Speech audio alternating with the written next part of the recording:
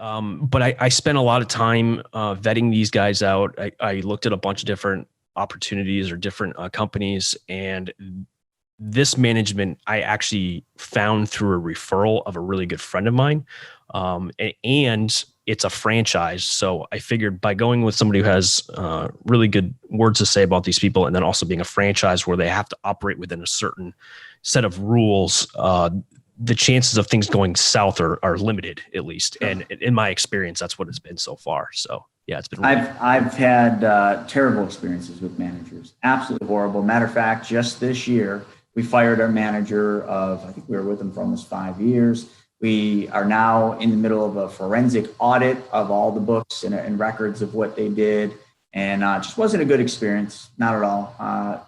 Gave up a lot of money, lost a lot of money for bad management, bad bookkeeping practices, and just overdoing the service side of things. You know, they would just nickel and dime us on every service call.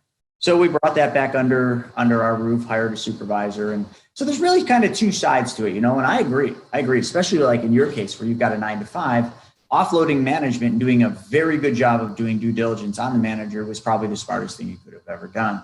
But, you know, I urge a lot of people, if they're going to seek property management, make sure you're ready to not just think that it's, oh, they're going to handle everything. Like there is books and records you're going to need to do. You're going to have to make sure that, you know, I would say on a monthly basis or even better, you better be watching those numbers. And I'm not saying there isn't good management out there because I know there is, but just understand that no one cares more about your money than you do. And you don't want your money evaporating. And I can speak from experience, it sucks. Yeah, was the issue, did a lot of your management have their own internal teams like for construction and stuff? Yeah, that's always so my management actually does, which, you know, so I'm always being very diligent in looking at the numbers and looking at what's going on, and they run everything by me before they actually spend a lot of money on updating units, and, you know, if they're following our plans. But that's been, at least with everybody I've talked to that's had a major issue with property management, is they have all of their teams in-house, so they're finding things to fix, to put their guys to work. They're finding issues.